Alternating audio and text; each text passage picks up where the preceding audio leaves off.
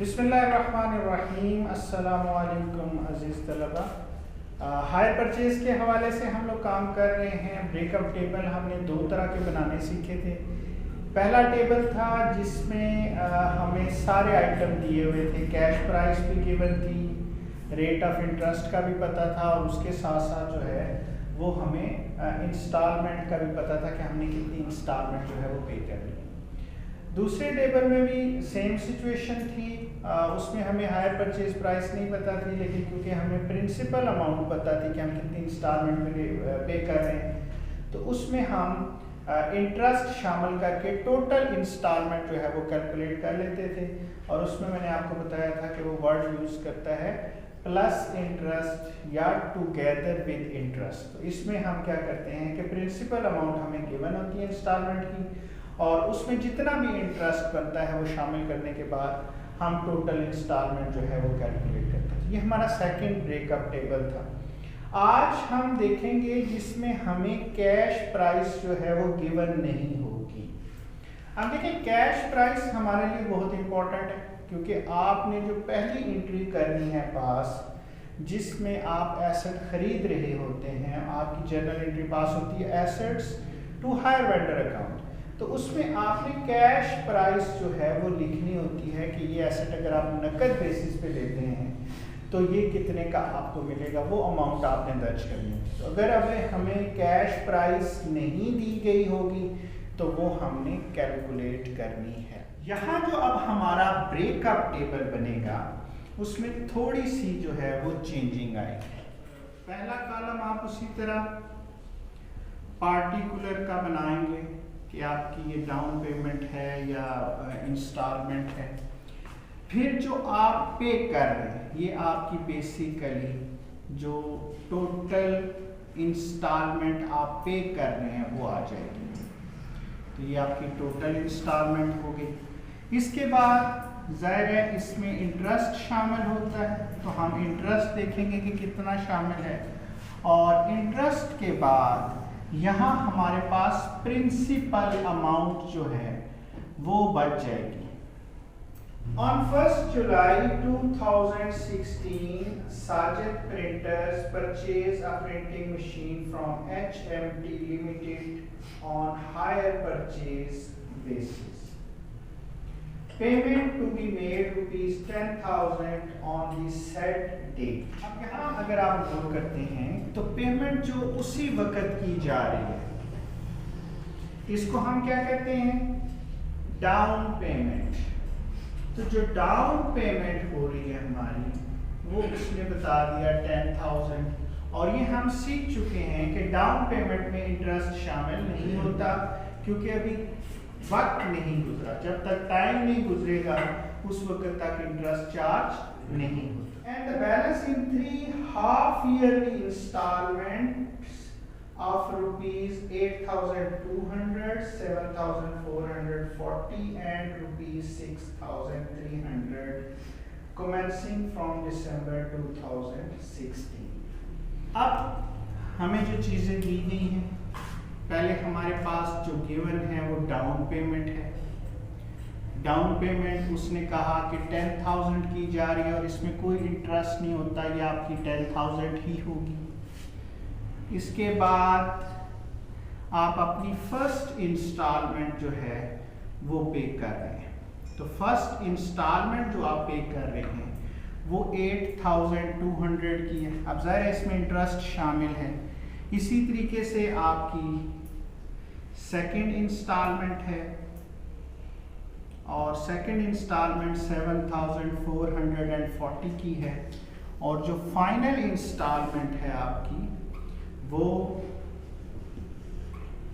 है 6,300। Last line लिखी हुई है दी vendor charge interest 10% per annum calculation on half yearly basis. अब देखिए, रेट ऑफ इंटरेस्ट आपको गिवन है।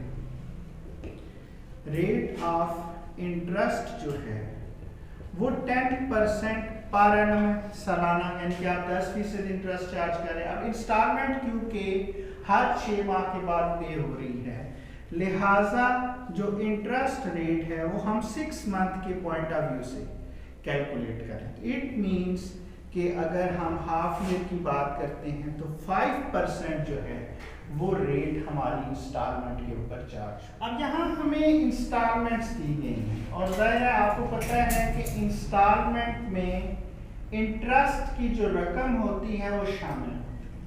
तो अब 5% हमने लेना 6 मंथ के हिसाब से, तो ये जो 6300 है इस पर आप मल्टीप्लाइड बाई 5 डिवाइडेड बाई 105 करेंगे।